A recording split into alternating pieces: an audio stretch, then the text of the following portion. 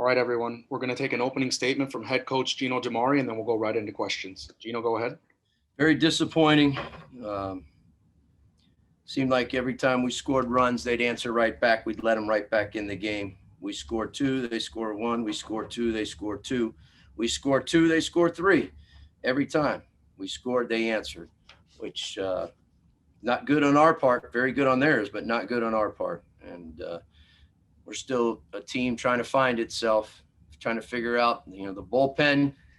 We're up 6-4, even with all this, what I just said. We're up 6-4 in the seventh inning, and we go to our guys, facing all those lefties there at the top of the order. They had four in a row, and we walked first two guys, and of course that opened up the floodgate for a 3-run inning. But guys couldn't stop the bleeding there in the bullpen. So it was a total team effort in terms of us not getting the job done. We didn't play good defense.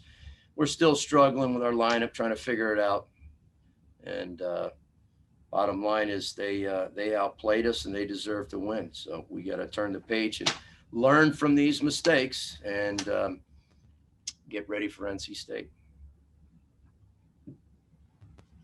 Questions for Gino. All right, Gino. First up, we have David Ferrara of the Sun Sentinel. David, go ahead. Yeah, Coach. You mentioned the bullpen. Was there something consistent that Virginia Tech did against each one of those guys, or did each one have maybe their own particular struggles that you noticed today? In the first one was just command. You can't walk the first two guys and give them 2 free passes, and then after that it's just some of the balls weren't hit hard that got through. Some were, but some weren't. But that's the problem when you put guys on base, and then you'd open up holes. Now you're playing double play depth, so that shortens up the infield. So now there's more holes opened up out there, so ground balls are getting through, choppers, seeing ground balls, whatever it may be. It just creates a mess when you give free passes like we did. So we set the kind of tone in that particular inning there. But at the end of the day, this was a total team effort on not getting the job done from a pitching standpoint, a hitting standpoint, and of course a defensive standpoint. Next we're going to go to Susan Miller-Degnan of the Miami Herald. Susan, go ahead. Hey, Gino. The energy factor. Can you talk about that a little bit? Did you feel like your guys had the energy they needed? And my energy is really high right now, so I'm sure the energy is very good. It had nothing to do with the energy at all. We're just trying to find ourselves right now, Susan. We're trying to figure out. I think everybody's got to come back down to earth. We won 2 out of 3 in Florida. We still got a long way to go as a team. It's a young team mixed up with veteran guys. We're trying to figure this thing out with all these different players, and that's the good and the bad news. We got a lot of players, but we got to figure out what's the right matchups, whether it's from the bullpen side or from the offensive side, and defense for that matter too. So it's still just trying to figure ourselves out here. But no, the energy, no issues with the energy. Thank you. We're going to go back to David Ferrara of the Sun Sentinel. David, go ahead. Gino, now again, not having a midweek game, does that let the team kind of clear its head after dropping a series, or do you prefer being able to get back out there and developing more of a rhythm? Yeah, that's a good question. I'm not sure. Certainly would help if you played a game and played well to get some confidence there. But we probably, I don't know, to be honest with you, the answer to that. I mean, practicing is always a good thing. The day off, I think, is a key. We get a day off tomorrow. The guys don't ever get a day off. They got to go to class, but they'll get treatment and maybe get some workouts in on their own. But it's a day off from the field and with the coaches. And Tuesday, we got to make sure, because those practices can be a little bit dragging. We got to make sure the guys are up and ready to go on Tuesday. We'll have 2 practices here, and then Thursday we'll head up to NC State and get ready for them, practice up there that night. So it's certainly probably a good thing that we have tomorrow off. That's probably a good thing. I told the guys it should sit very poorly with them right now in their gut. Should not be a good thing. But come tomorrow, at the end of the day, day's over, turn the page. We got to move forward. We got a lot of games to go. We're not going to be defined again by last weekend or this series or this game today.